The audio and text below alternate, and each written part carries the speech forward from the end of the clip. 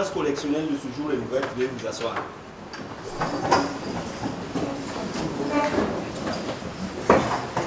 À cette audience correctionnelle, nous avons 3 dossiers inscrits au rôle. Alors, les dossiers concernent tous des infractions d'excision et de complicité d'excision. Je pense personnellement que l'excision, tout comme les autres pratiques traditionnelles néfastes, doivent être bannies. L'auteur de ces propos n'est autre que le juge Romuald Marcel Relwende Yameogo, président du tribunal de grande instance de Tinkodogo. Marié et père de famille, M. Yameogo pétrit de plus de 10 ans d'expérience dans le combat pour les droits des enfants, a fait de la lutte contre la pratique des mutilations génitales féminines son cheval de bataille. Grâce à des femmes et à des hommes comme lui, 327 personnes, dont 52 exciseuses, ont été jugées et condamnées. La spécificité, n'est-ce pas, des dossiers d'excision, c'est que ce n'est pas un corps à corps, pour ainsi parler, entre le prévenu et la loi pénale. Parfois, ça met en cause d'autres considérations qu'on ne peut pas toujours laisser de côté. Parce qu'au-delà des personnes qui sont concernées, on parle, n'est-ce pas, de droit de l'enfant. Donc, on est à cheval entre l'application stricte du droit pénal, mais aussi la préservation, la promotion et la protection des droits de l'enfant.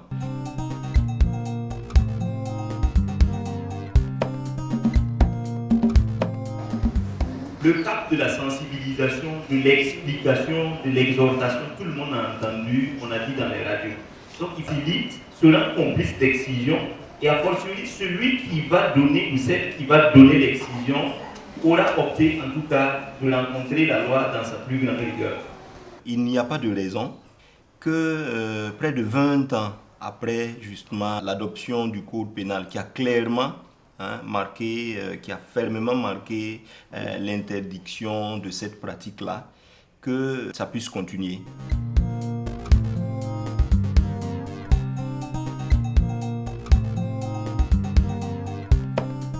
On a vu un cas où c'est le père de l'enfant lui-même qui est venu justement porter plainte parce que son épouse de connivence avec sa maman à lui, se sont cru obligés d'exciser l'enfant. Donc il est venu porter plainte et il y a eu un jugement.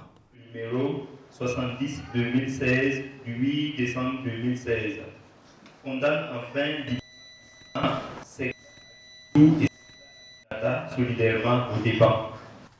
Ce n'est pas facile parce que il faut se départir, voilà, de son sentiment personnel. Ce n'est pas toujours évident, mais autant que faire se peut, c'est la loi qu'il faut appliquer à des circonstances données et à des personnes données.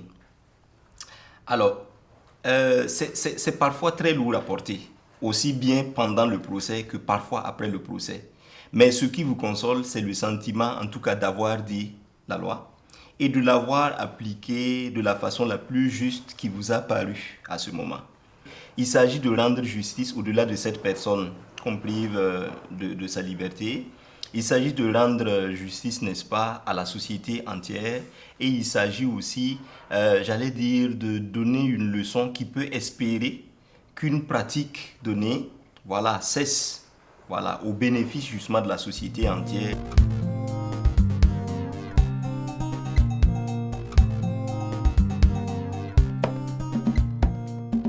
Il faut que l'on insiste davantage dans l'implication, voilà, des personnes de ressources, par exemple les leaders confessionnels, les chefs traditionnels, les leaders d'opinion.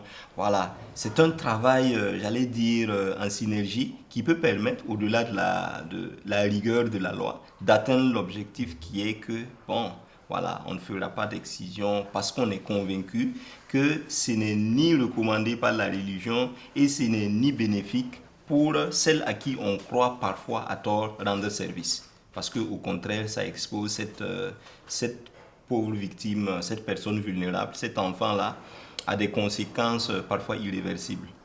Ces pratiques-là doivent cesser et tel est toujours mon avis et mon combat du reste. L'audience est levée.